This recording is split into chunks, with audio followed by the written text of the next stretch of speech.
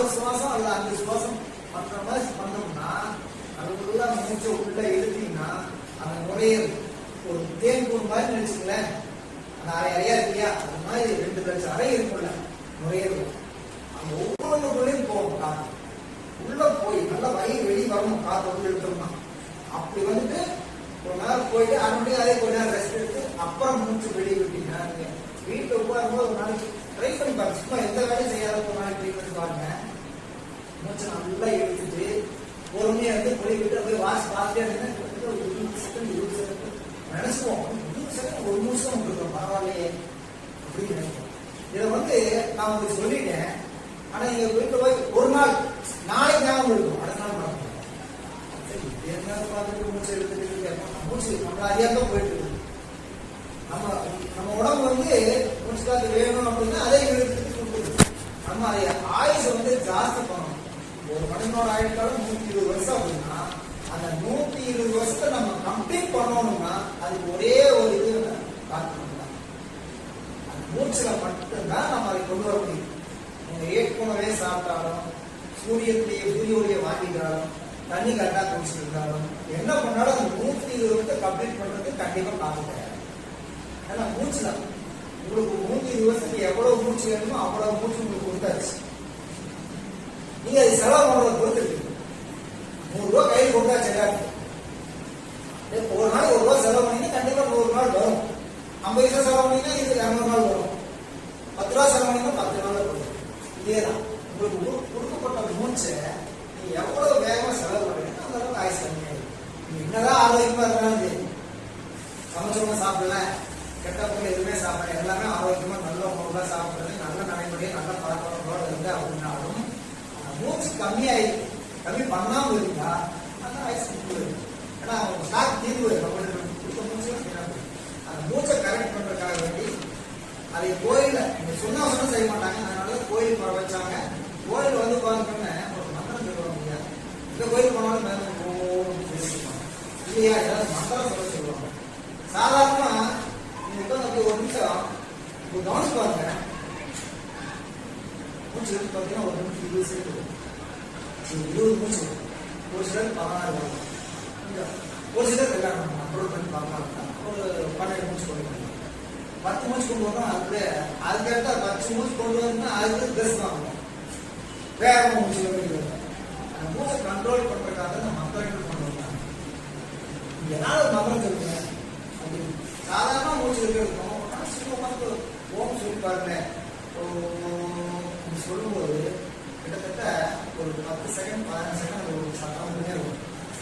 15 second என்னாச்சு, ஒரு நிமிஷம் 4 நிமிஷம் ஆச்சு. அப்படி மூச்சு இப்படி கண்ட்ரோல் பண்ணி சொல்றது போல மந்திரம் சொல்லுங்க அப்படின்வாங்க. அந்த மந்திரத்தினால ஒரு பவர் இருக்கே இல்லையோ, அந்த மந்திரத்தினால மூச்சு கண்ட்ரோல் ஆகும். அதுக்காக சொல்லப்படாது. அந்த மாதிரி மூச்சு ரொம்ப ரொம்ப முக்கியம். அதுக்கடுத்து என்ன இருக்கு, நெருப்பு.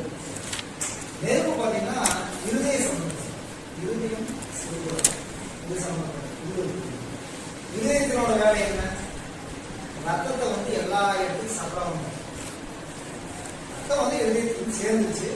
ரத்தத்தை உற்பத்தி பண்றது மட்டும்தான் மண்ணீரல். உற்பத்தி பண்ணி நேரம் இதயத்துக்கு வேண்டியது. நீங்க யாராருக்குள்ள எக்ஸசைஸ் பண்ணணும் பண்ணி கொடுக்குது அப்படின்னு பண்ணி கொடுக்கணும். அது நல்ல கெட்ட ரத்தமா நல்ல ரத்தமா அதெல்லாம் கவலை. அதனோட வேலை பம்ப் பண்ணி தரணும். உடனே என்ன பண்ணுது, ஃபுல்லாக பம்ப் பண்ணி எல்லா ஊருக்கும் தள்ளிடும். கண்ணு போகிற ரத்தம் அது நல்ல ரத்தமா இருந்தா கண்ணு நல்லா தெரியும். இவன் என்ன பண்ணி மேடம் அந்த ரத்தம் நல்ல ரத்தமா பண்றது ரத்தத்தை பம்ப் பண்ணி பண்ண சிறுநீரல் கிட்னியோட வேலை தான் சுத்தம் பண்ணுறது. எல்லாத்தையும் சுத்தம் பண்ணி நல்லா என்ன ரத்தத்தில் என்னென்ன கெமிக்கல் இருக்கோ அதை போல எடுத்துட்டு கெட்டதெல்லாம் எடுத்து நல்லா பண்ணி அனுப்பும். எந்தெந்த உறுப்பு போதோ அந்த உறுப்பு ஆரம்பிக்கும். சரிங்களா? அப்போ 5 பஞ்சபூதங்கள் இப்போ ரத்தத்தினால ரத்தத்துக்கு ஒவ்வொருக்கும் ஒரு உறுப்பு சமைக்க இருதயம் பலவீனமா இருக்கு அப்படின்னா அவங்களுக்கு நம்ம சூரியன் சொல்லிடுறோம். நெருப்புனா சூரியன் சூரிய சக்தி இருந்ததுனால இருதயம் ஆரோக்கியம்.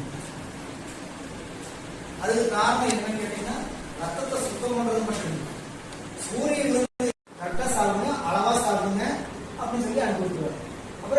போடுங்க, போங்க வாங்க எல்லாம் சொல்லிடுறாரு. சரி இது கரெக்டாக இவ்வளோ சொன்னோம்னா சுகர் கம்மி. ஆனா சுகர் சுத்தமா கியூர் ஆகிடும் யாருமே கேட்கல. அது கேட்கும் போது ஒரு நாள் என்ன ஆயிடுச்சு, எனக்கு சுத்தம் பசியே இல்லை. காலைல போகிற டெஸ்ட்டுக்கு வாரத்துக்கு நாள் போகணும். காலைல போகிறேன், பிளட் கொடுத்துட்டேன், அப்புறம் ஒரு மாத்திரை கொடுத்து போய் சாப்பிட சொல்லிட்டாங்க. அவங்க போனால் எனக்கு பிடிக்கல, சாப்பிட எது பசியே இல்லாமல் சாப்பிட தோணுங்க. என்ன பண்ணால் சும்மா அளவு பப்பாளி பழம் சொன்னாங்க. சரி ஒரு 2 வந்து அது வந்து வாங்கி சாப்பிட்டு சாப்பிட்டுட்டேன். அப்போ அவங்க டெஸ்ட் எடுக்கிறாங்க. பாஸ்டிங் இருந்ததை விட முன்னாடி சுகர் லெவல் கம்மியாயிடுச்சு. எல்லாம் அந்த ஹாஸ்பிட்டலுக்கு டாக்டர் 4 டாக்டர் இந்த ஹெல்ப் நிற்பாங்க. கிட்டத்தட்ட ஒரு 16 பேர் 30 ரூபா கொடுப்பாங்க. யாருக்கு 2 நாள் கிட்டாரு என்ன சாப்பிடுங்க, என்ன பழம் சுகர் கம்மியாயிடுச்சு, சுகர் கம்மியாயிடுச்சு. அவங்க எல்லாருக்கும் அப்போ எல்லாரும் இத்தனை பேர் விசாரிச்சோம்னா நம்ம இவ்வளோ விசாரிக்கிறாங்க அப்படின்ட்டு கொஞ்ச நேரம் வந்து யோசனை பண்ணேன். அப்போ உண்மையிலேயே யாருக்குமே எதனால சுகர் வருது, எதனால சுகர் கம்மியாகுது தெரியல. அந்த டாக்டருக்கே தெரியலீங்களே. அவங்க வந்து நம்ம மாத்திரை கொடுத்து டெஸ்டா 30 பேருக்கு 30 மாத்திரை கொடுத்தாரு. அவங்க தான் டெஸ்ட் வச்சு போன புக்கு ஃபைல்.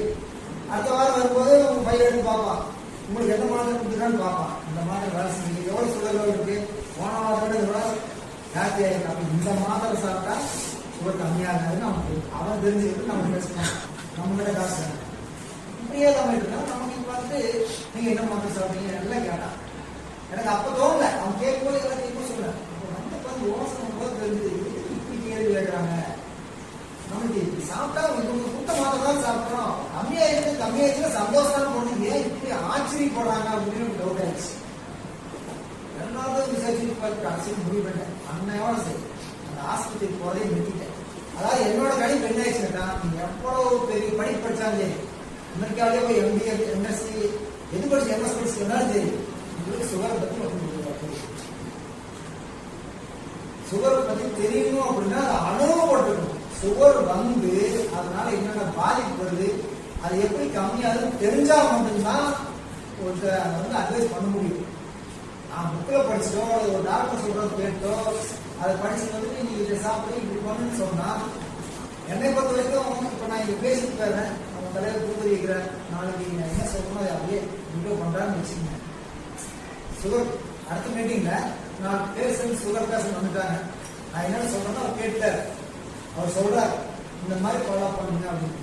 அவருக்கு நல்லா இல்லை அப்படின்னு கேட்கும்போது அவர் பதில் சொல்ல முடியும் இல்லைங்களா?